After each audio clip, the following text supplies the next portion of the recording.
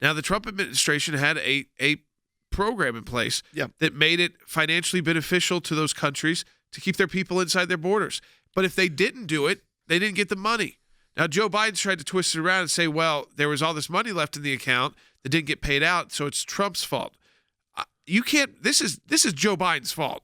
Unfortunately, the last administration eliminated that funding, did not engage in it, did not use it, even though there was over $700 million to help get this done. We're reinstituting that program.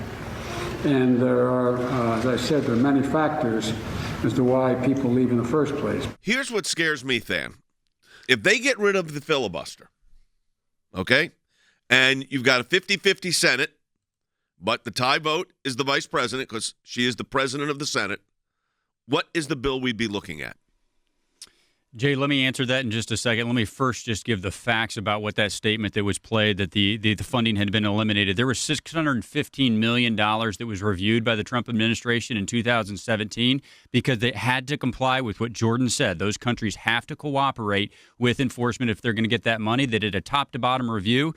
Jay, they still released $432 million because they were compliant on that portion. They eliminated the rest, and they said, we won't give you another dime unless you meet the criteria.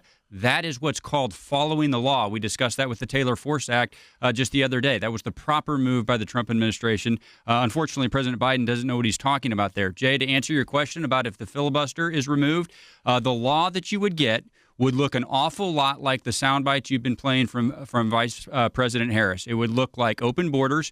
It would look like decriminalizing illegal entry. And, Jay, the categories of entry that should be increased, things like asylum and refugee and high-skilled workers, those would not be getting increased.